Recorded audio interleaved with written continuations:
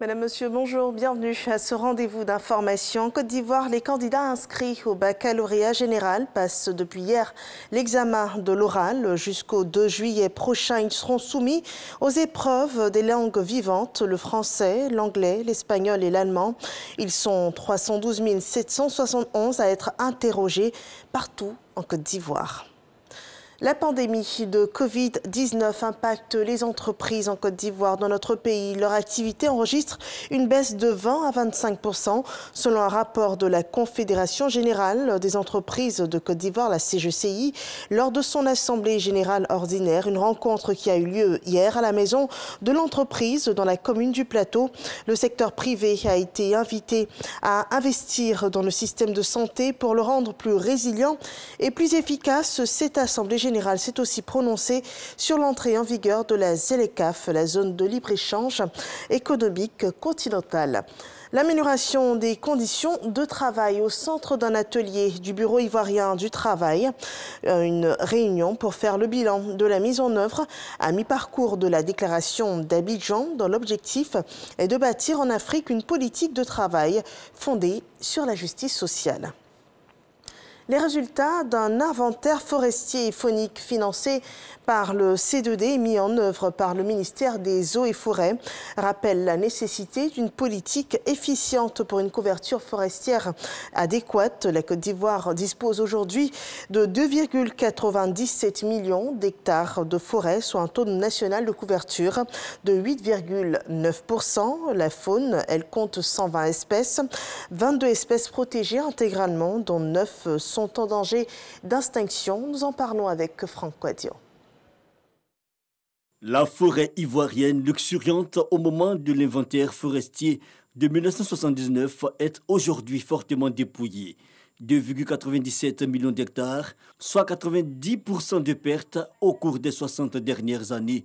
Un des taux annuels de déforestation les plus élevés d'Afrique, un aperçu du résultat de l'inventaire forestier et faunique national initié depuis 2019 par le gouvernement ivoirien. La présentation que nous avons eue aujourd'hui nous a permis de voir les résultats en matière d'inventaire forestier, faunique et surtout les implications socio-économiques. Constater que la démographie, l'agriculture sont des facteurs importants de la déforestation. Mais il faut aussi ajouter une part importante de la régression en matière de faune en Côte d'Ivoire. Donc tous ces résultats vont nous permettre d'orienter notre politique. L'inventaire, qui a consisté à un maillage territorial, 31 régions et 108 départements, et plus de 1400 unités d'échantillonnage, sans oublier 900 unités de comptage pour la faune. Donc ces structures nationales comme la SODEFOR, l'OIPR et la NADER, qui étaient donc les opérateurs sur le terrain, ont eu la formation de la part du maître d'œuvre. Voilà. Après ça, le travail proprement dit a commencé.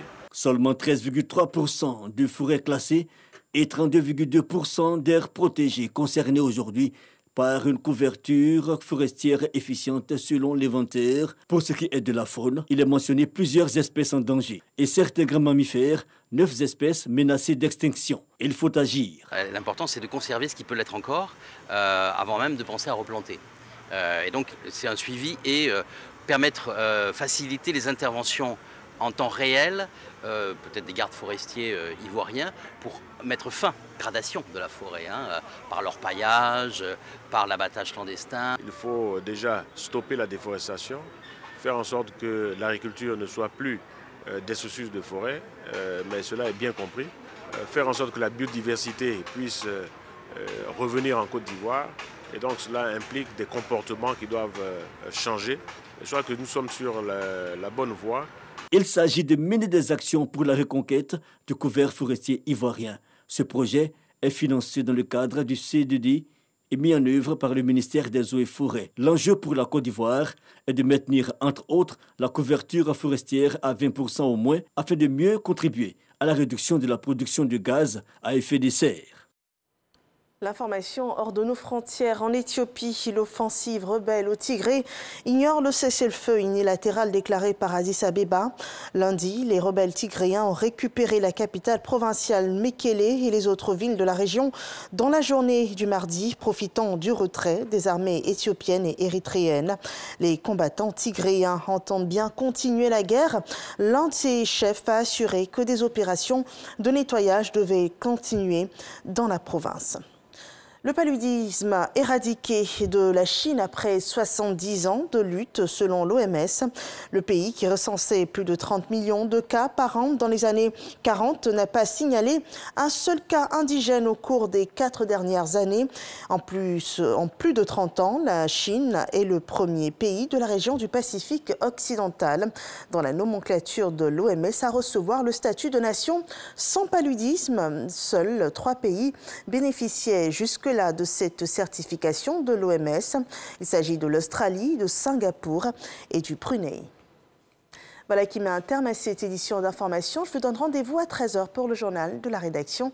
Bonne suite des programmes sur RTI 1.